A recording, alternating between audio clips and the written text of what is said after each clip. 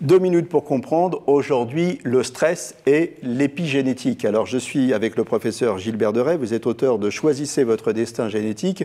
En quoi réduire ou maîtriser ou augmenter son stress influe sur nos gènes?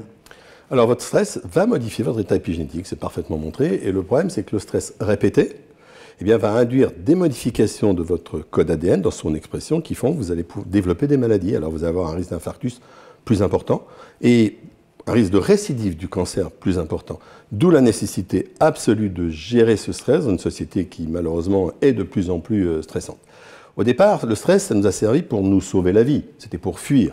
On n'a plus besoin de fuir maintenant. Il n'y a pas de tigre dans votre salle de bain. Donc, il faut qu'on apprenne à le gérer pour diminuer le niveau des hormones qui sont défavorables, éviter de stimuler les mauvais gènes et éviter donc ces maladies. Et je vous en donne un exemple. Lorsque vous avez un événement majeur comme un match de football perdu dans une Europe-Pays-Bas, par exemple. Les Pays-Bas perdent chez eux une demi-finale. Non, une demi-finale de Coupe d'Europe contre la France.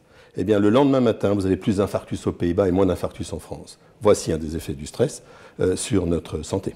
D'accord. Comment on lutte contre le stress? Alors, c'est à la fois simple et compliqué. Il faut absolument analyser sa situation personnelle et son environnement. Pour l'environnement, il faut éviter d'être entouré que de personnes toxiques. La toxicité, c'est contagieux. Le bonheur, c'est contagieux également. Je l'emploie sous un angle purement médical. Donc, il faut réfléchir à qui nous entoure. Et puis, il faut également, sur le lieu du travail, faire en sorte qu'on ne soit pas en situation de burn-out complet. Quant à l'aspect personnel, il faut utiliser les méthodes modernes, c'est-à-dire tai chi, qigong, méditation.